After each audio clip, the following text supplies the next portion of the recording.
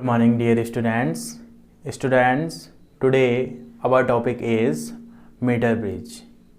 Okay, we will discuss about what is meter bridge, what is the principle of meter bridge, what is the uses of meter bridge.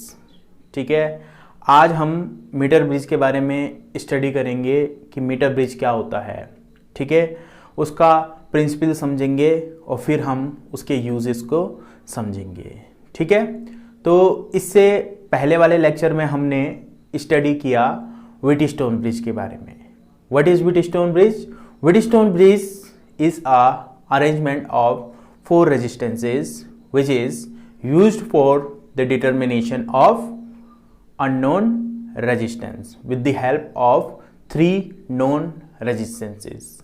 Okay, so here meter bridge is a practical form of Wheatstone bridge which is used for the determination of unknown resistances.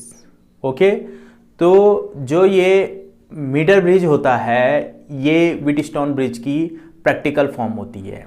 यानी कि जब आप lab में experiment करने जाओगे तो वहाँ पर आपको व्हीटस्टोन ब्रिज नहीं मिलेगा.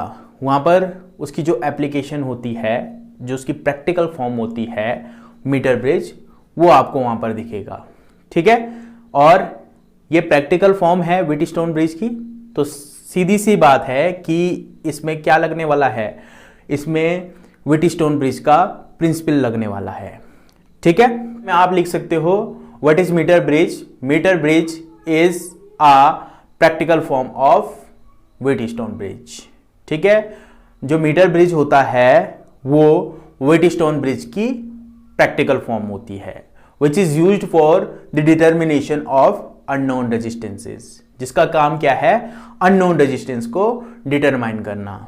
ठीक है, तो ये आ जाएगा आपका मीटर ब्रिज का इंट्रोडक्शन. ठीक है, इसके बाद आता है इसका principle. What is the principle of metre bridge? It is based on the principle of balanced Wheatstone bridge. That means when galvanometer shows null deflection then Wheatstone bridge is said to be balanced. यानी कि अगर आपका जो आपने galvanometer वहां पर use किया, वो गैल्वेनोमीटर अगर आपका नल डिफ्लेक्शन शो करे तो हम उसको क्या बोलते हैं, हम ब्रिज को बोलते हैं कि वो बैलेंस हो गया. ठीक है, वहां पर हमने कल कंडीशन पढ़ी कि R1/R2 जो होता है वो होता है आपका R3/R4 के बराबर.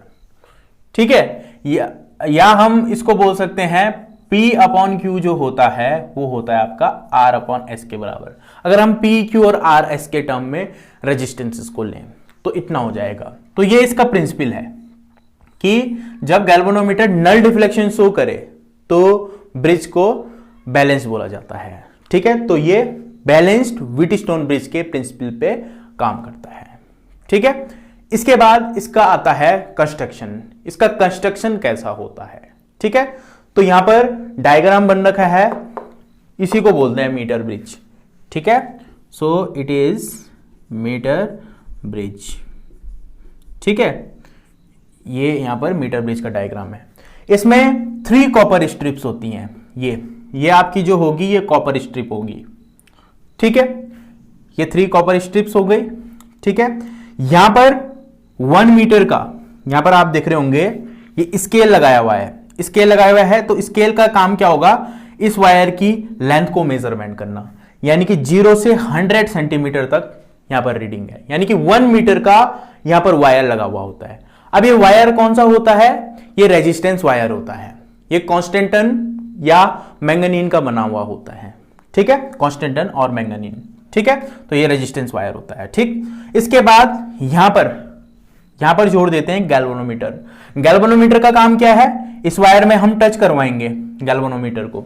ठीक है, और गैल्वेनोमीटर के आगे एक, जैसा ये देख रहे होंगे आप, ये मार्कर इसी टाइप का, इसी फॉर्म, ऐसी कुछ यहां पर एक आगे इंस्ट्रूमेंट जोड़ दिया जाता है, उसको बोलते हैं जॉकी. जॉकी का काम ये होता है, वायर से हम इसको लगा देंगे. जॉकी का काम ये होगा कि इस वायर में हम टच करवाएंगे जॉकी को और एक ऐसा पॉइंट होगा जहां पर गैल्वेनोमीटर नल डिफ्लेक्शन दिखाएगा.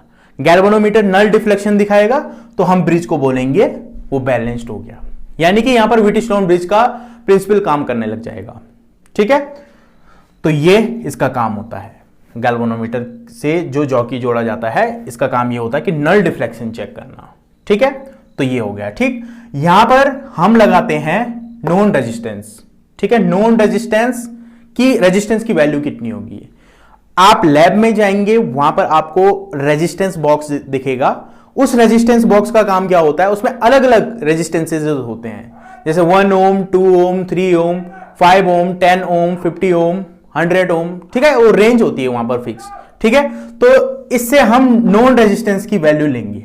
जैसे 1 लेना है तब देखना है कि कितना इसकी वैल्यू आ रही है, इसको बोलते हैं अननोन रेजिस्टेंस, या रेजिस्टेंस वायर भी हम इसको बोल सकते हैं। ठीक है, तो नॉन रेजिस्टेंस अभी हमने लेफ्ट एंड की तरफ लगा रखा है और अननोन रेजिस्टेंस हमने राइट एंड की तरफ लगा रखा है। चाहे तो हम इसको इंटरफियर भी कर सकते हैं, यहां पर हम अननोन रेजिस्टेंस लगा सकते हैं, यहां पर हम नॉन रेजिस्टेंस लगा सकते हैं। फर्क क्या आएगा, फर्क सिर्फ फॉर्मूले में आएगा, थोड़ा वो चेंज हो जाएगा। ठीक है, तो इतना हो गया। यहां पर बैटरी को लगा दिया जाता है, ये बैटरी हो गई, और यहां पर की को लगा दिया जाता है। ठीक है, तो ये इसका कंस्ट्रक्शन हो गया। ठीक है, अब हम इसके लिए फॉर्मूला ड्राइव करते हैं कि फॉर्मूला क्या आएगा इसके लिए। ठीक है, कैसे हम अननोन रेजिस्टेंस की वैल्यू निकालेंगे, एस की वैल्यू। ठीक है, तो स्टार्ट करते हैं इसको। जैसे हमने ये की प्रेस की तो सर्किट क्लोज हो गया, सर्किट क्लोज हो जाएगा तो यहां से करंट फ्लो होने लग जाएगी, पूरे सर्किट में करंट फ्लो होने लग जाएगी। ठीक है, अब इसके बाद क्या करेंगे, हम यहां से रेजिस्टेंस बॉक्स लेंगे, रेजिस्टेंस बॉक्स से रेजिस्टेंस लेंगे, जैसे 1 ले लिया, 2 ले लिया। ठीक है, फिर उसके बाद गैल्वेनोमीटर यहां पर लगा हुआ है, यहां पर चौकी की हेल्प से हम यहां पर टच करवाएंगे कि कोई पॉइंट ऐसा आ जाए जहां पर नल डिफ्लेक्शन हो। तो सपोज दैट वो पॉइंट जो है यहां पर वो L डिस्टेंस पे आपका नल डिफ्लेक्शन दिखाता है। ठीक है, तो L डिस्टेंस पे पर यूनिट लेंथ पे हमने एक फॉर्मूला पढ़ा था, वहां per unit length per unit area में एक रेजिस्टेंस डेवलप्ड होता है, उसको हम बोलते हैं आपका स्पेसिफिक रेजिस्टेंस। ठीक है, और इसके कारण जो रेजिस्टेंस डेवलप होगा वहां पर, इसको हम ले लेते हैं, इसको हम लेते हैं कि सपोज दैट इस वायर पे P रेजिस्टेंस डेवलप हो गया। ठीक है, और यहां पर अगर ये L है तो ये पूरा 100 है, तो ये डिस्टेंस कितनी हो जाएगी, ये हो जाएगी 100 - L। ठीक है, और यहां पर कौन सा रेजिस्टेंस आ जाएगा, यहां पर आ जाएगा Q। ठीक है, इतना यहां पर आ गया। ठीक, तो यहां पर हम फॉर्मूला अगर लगाएं P के लिए, ठीक है, तो कितना हो जाएगा, हम जानते हैं, पहले फॉर्मूला हम देखते हैं कि रेजिस्टेंस का फॉर्मूला क्या होता है, P इक्वल टू कितना, रॉ L/A, इतना यहां पर आ जाएगा। ठीक है, ये रेजिस्टेंस कौन सा था, P। ठीक है, ऐसी Q के लिए फॉर्मूला बनेगा। ठीक है, अच्छा इसको इक्वेशन नंबर हम 1 नाम दे देते हैं। ठीक है, हाँ ये हो गया P की वैल्यू रॉ L/A। ठीक है, तो Q की वैल्यू कितनी हो जाएगी, ये जो Q है ये कितना हो जाएगा, रॉ 100 - L, ये डिस्टेंस हमारे पास आ गया 100 - L अपॉन A। ठीक है, तो इसको हम नाम दे देते हैं equation number 3 and this is equation number 4. Substituting the value of equation number 3 and equation number 4 in equation number 1. So we have R/S equal to, यहां पर कितना आ जाएगा आपका, रॉ से रॉ कट जाएगा, ए से ए कट जाएगा, तो आ जाएगा हमारे पास L/100 - L। ठीक है, इतना आ गया, तो S की वैल्यू कितनी हो जाएगी, R 100 - L whole divide by L, या इन जनरल हम इसको सीधे यहां पर लिख देते हैं, S इक्वल टू बन जाएगा R 100 R into 100 - L upon L।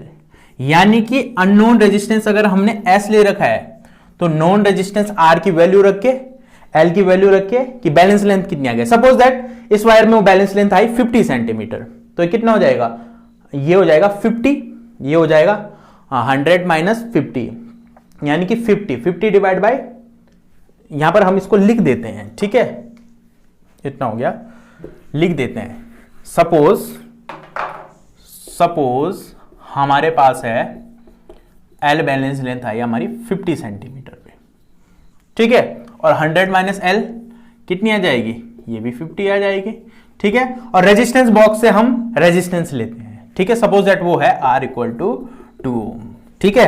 तो यहां पर कितना आ जाएगा, S equal to 2 into 100 minus L, यानी कि 50 डिवाइड बाई 50, ठीक है। तो 50 से 50 कटा तो S की वैल्यू कितनी आ गई, 2 ओम, ठीक है। तो ऐसे हम यहां पर अननोन रेजिस्टेंस की वैल्यू निकालते हैं, ठीक है। तो यहां पर प्रिंसिपल क्या लगा है आपका, बैलेंस्ड व्हीटस्टोन ब्रिज का प्रिंसिपल लगा, और हम इस तरह से मीटर ब्रिज की हेल्प से अननोन रेजिस्टेंस की वैल्यू निकाल सकते हैं, ठीक है। अब क्वेश्चन यहां पर यह अराइज होता है कि अगर हम इसको इंटरचेंज कर दें, अगर हम S को यहां लें और R को यहां लें, तो फॉर्मूला क्या आएगा, फॉर्मूला यहां पर आ जाएगा आपका P तो यही आएगा, बट R अपॉन S की जगह R अपॉन P की वैल्यू कितनी आ गई, ये इतनी आ जाएगी, ठीक है। और यहां पर क्या आ जाएगा, S, यहां पर S आ जाएगा, यहां पर R आ जाएगा। तो P अपॉन Q किसके बराबर हो जाएगा, यहां पर P upon Q equal to S upon R के बराबर, ठीक है। P की वैल्यू रखेंगे और Q की वैल्यू रखेंगे, तो यहां से जब हम फाइनली S की वैल्यू निकालेंगे तो ये उलट जाएगा, तो फॉर्मूला उलट जाएगा, तो कितना आ जाएगा, S इक्वल टू आ जाएगा हमारा, S इक्वल टू ये आ जाएगा हमारा R L upon 100 minus L। सिर्फ आपका फॉर्मूले में डिफरेंस आएगा, ठीक है, जब हम इसको इंटरचेंज कर दें, ठीक है। तो इतना आज आपका मीटर ब्रिज तक कंप्लीट हो गया, ठीक है।